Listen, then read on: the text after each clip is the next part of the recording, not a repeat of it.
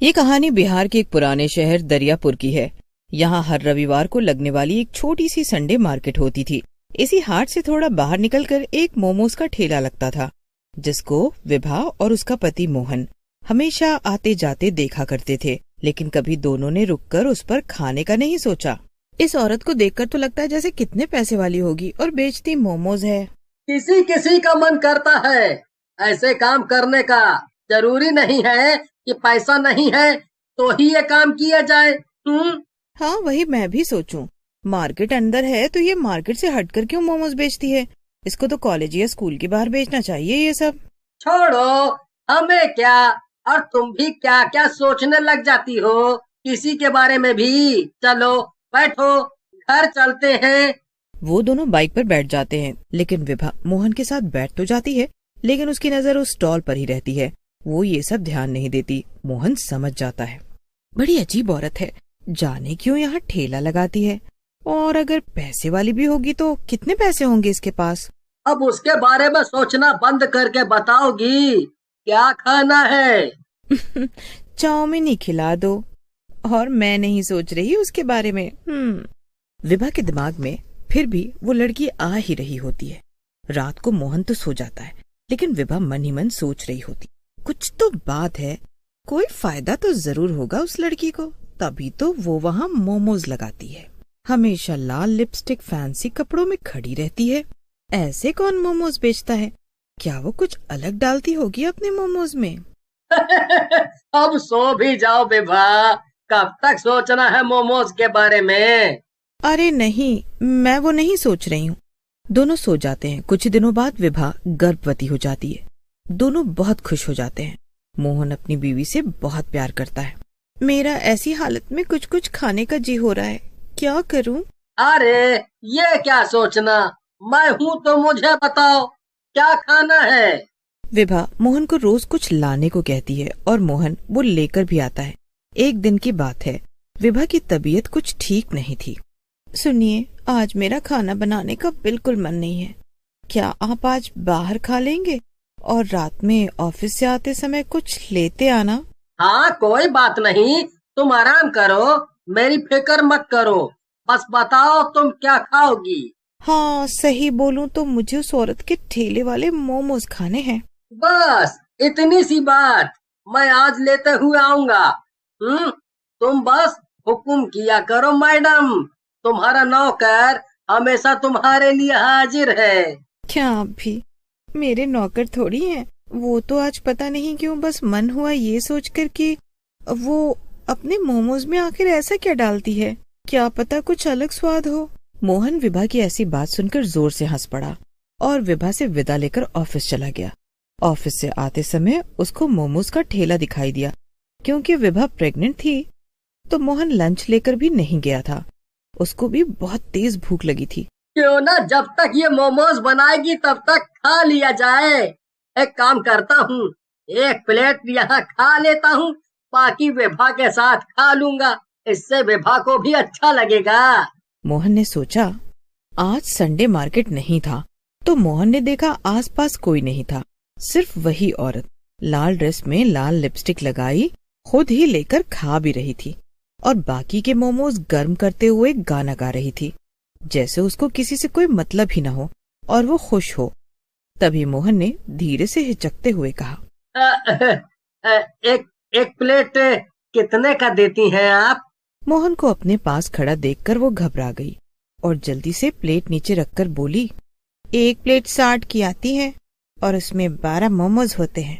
ठेला देखकर तो लगा था मानो कितना ही महंगा देती होगी, लेकिन ये तो बहुत सस्ता है। ठीक है, तो 2 प्लेट आप पैक कर दीजिए घर ले जाने को, और हाफ प्लेट आप हमको अभी खाने के लिए दे दीजिए। मैं 2 प्लेट तो पैक कर देती हूँ, साथ में 1 प्लेट ही आपको खाने को दे देती हूँ। आज आप मेरे पहले ग्राहक हो तो हाफ प्लेट मेरी तरफ से मुफ्त। मोहन लड़की की बात सुनकर खुश हो जाता है। लड़की फिर से गाना गाने लग जाती है। हवा तेज हो जाती है। मोहन अपना फोन निकालता है, लेकिन उसमें बिल्कुल नेटवर्क नहीं होता। लेकिन लड़की, गुमनाम है कोई, बदनाम है कोई, मोहन उसका गाना सुनकर उससे पूछता है, आपको पता है क्या, यहाँ 1-2 महीने पहले एक लड़की ने 2 आदमी को मार दिया था। मोहन को लड़की की ये बात बहुत अजीब लगती है, लेकिन वो सोचता है, जल्दी से मोमोज खाकर घर चलता हूँ विभा के पास। ये रहे सर आपके गर्मा गर्म मोमोज, वो भी फुल प्लेट। आप ये खाओ, तब तक मैं घर के लिए मोमोज पैक कर देती हूँ। लेकिन बस एक शर्त है सर, मोमोज आपको सारे खाने पड़ेंगे। मोहन मोमोज लेकर खाना शुरू कर देता है। जैसे जैसे वो मोमोज खाता है वैसे ही वैसे उस लड़की का चेहरा डरावना होता जाता है। मोहन बहुत डरने लगता है क्योंकि आसपास कोई भी नहीं होता। क्या हुआ सर, खाओ ना, सारे खाने हैं आपको। अब उस लड़की की आवाज भी भारी होती चली गई थी। तभी मोहन की नजर उसके पैरों पर पड़ती है। वो उल्टे होते हैं, लेकिन मोहन ऐसा दिखाता है जैसे उसको कोई फर्क नहीं पड़ रहा। लेकिन तभी मोहन की नजर मोमोज पर पड़ती है। उसके मोमोज में बहुत सारे कीड़े चल रहे होते हैं। तभी वो लड़की की तरफ देखता है। वो अब तक चुड़ैल बन चुकी थी। बोला था ना सारा खाना है, ऐसे छोड़ क्यों दिया? मोहन उसकी बात का कोई जवाब नहीं देता। मोहन उसकी कोई बात नहीं सुनता और अपनी बाइक स्टार्ट करता है और वहां से निकल जाता है।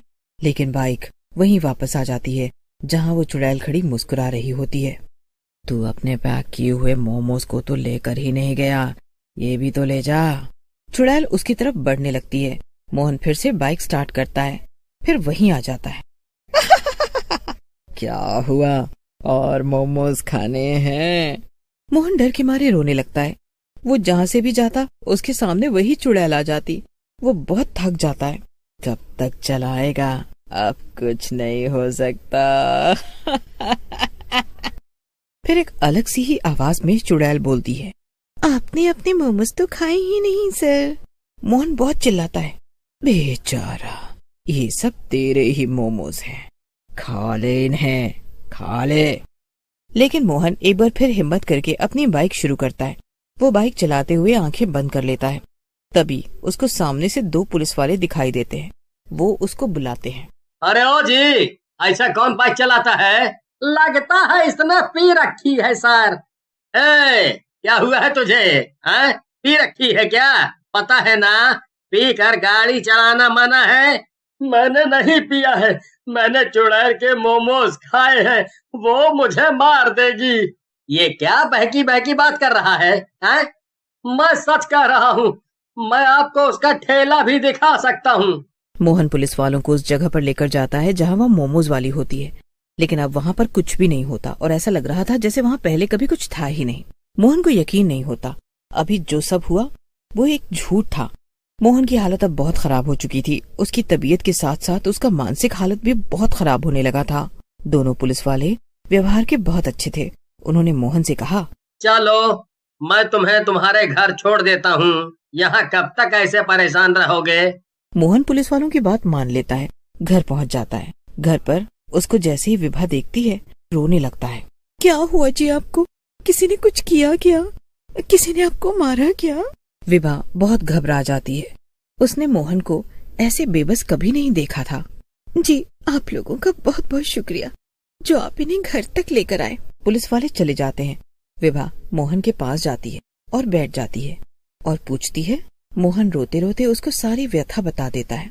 मुझे लगता है उसमें कुछ तो गड़बड़ है, पर इतनी बड़ी गड़बड़ मैं तो आपको वहाँ कभी नहीं जाने देती। अगर मुझे पता होता, मेरी ही गलती है ये सब। अब आप कभी उस रास्ते से मत जाइएगा। आप मुंह हाथ धो लीजिए, मैं अभी खाना लगा देती हूँ। मैंने मैगी बनाई है, आज वही खा लेते हैं। कल से मैं घर पर ही खाना बना लूंगी। मोहन उठकर अपने वॉशरूम में चला जाता है। मुंह धोते हुए उसकी नजर शीशे पर पड़ती है। शीशे पर खून से लिखा होता है, सर आपने पूरे मोमोज नहीं खाए हैं ना? मोहन की नजर एकदम से विभा की लाश पर पड़ती है, जिसको देखकर मोहन को हार्ट अटैक आ जाता है और वो भी मर जाता है। चुड़ैल का मकसद अब पूरा हो जाता है और वो जोर जोर से हंसने लगती है और फिर गायब हो जाती है।